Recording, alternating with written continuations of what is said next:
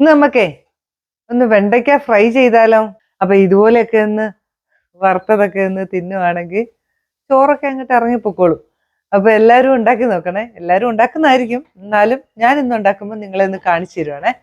അപ്പൊ എങ്ങനെയാണെന്ന് നോക്കാം, വായോ.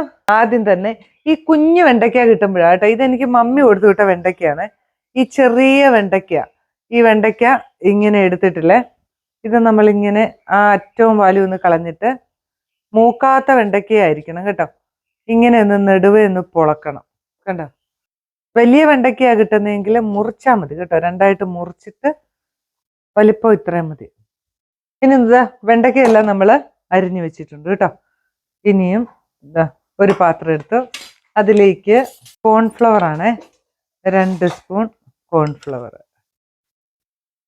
അരിപ്പൊടിയാണ് കേട്ടോ, അതും അതുപോലെ തന്നെ 2 സ്പൂൺ എടുത്തു.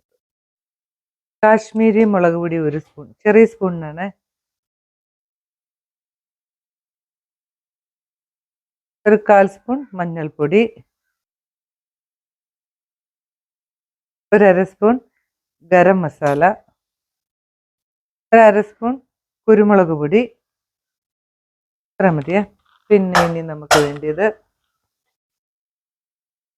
ഉപ്പ് പാകത്തിന്,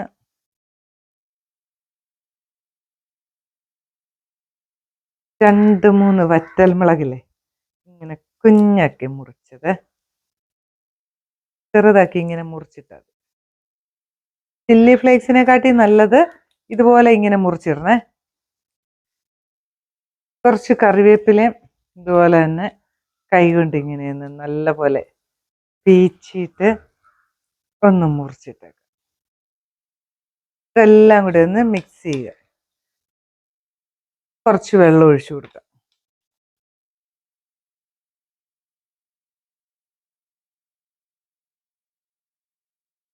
ഈ സമയത്ത് ഉപ്പൊക്കെ ഒന്ന് നോക്കണേ, നമ്മുടെ ബാറ്ററിന്റെ ഉപ്പൊക്കെ ഒന്ന് നോക്കുക. ഇത്ര പരിപാടിയേ ഉള്ളൂ. ഈ വെണ്ടയ്ക്കൊക്കെ ഓരോന്ന് ഇട്ട് കൊടുക്കുക.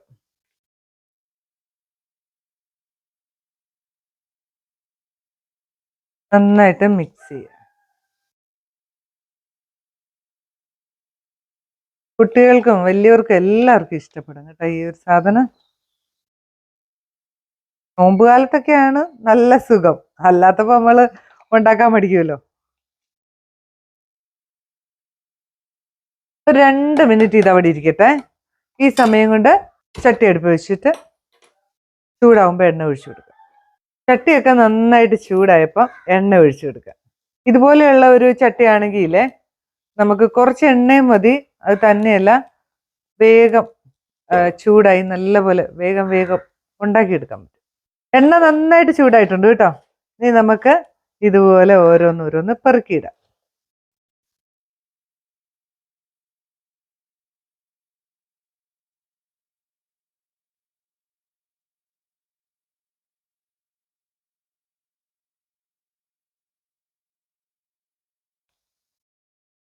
നമ്മുടെ വെണ്ടയ്ക്കയൊക്കെ കണ്ടോ മൂത്ത് വന്നിട്ടുണ്ട്. ഇതാ, ഇത് വെണ്ടയ്ക്ക ആണെന്ന് ആരെങ്കിലും പറയുമോ അല്ലേ. ചെറുതീയിലിട്ട് ഇങ്ങനെ വറുത്ത് കോരിയെടുക്കണം കേട്ടോ. സ്റ്റൗ ഒക്കെ അങ്ങ് ഓഫ് ചെയ്തേക്കാവേ. ലാസ്റ്റ് ട്രിപ്പും നമ്മുടെ വെണ്ടയ്ക്ക ഫ്രൈ ഇവിടെ നമ്മൾ കോരുവാണേ. അങ്ങനെ നമ്മുടെ ഒരു അടിപൊളി വെണ്ടയ്ക്ക ഫ്രൈ ഇവിടെ റെഡി ആയിട്ടുണ്ട് കേട്ടോ. ചോറുണ്ണാനൊക്കെ ഇച്ചിരി തൈരും ഒരു വെണ്ടയ്ക്ക ഫ്രൈയും കൂടെ ഒക്കെ ഉണ്ടെങ്കിൽ അത് മതി. അപ്പം നല്ല ടേസ്റ്റ് ഉള്ള ഒരു വെണ്ടയ്ക്ക ഫ്രൈ എല്ലാവരും ഉണ്ടാക്കി നോക്കണം കേട്ടോ. വെണ്ടയ്ക്ക ആണെന്ന് പറയത്തില്ല, കറുമുറന്ന് നല്ല കഴിക്കാൻ പറ്റും. ഉണ്ടാക്കി നോക്കിയിട്ട് അഭിപ്രായം പറയണേ. അപ്പൊ പുതിയൊരു വീഡിയോ ടൈം വരുന്നതായിരിക്കും. ബൈ.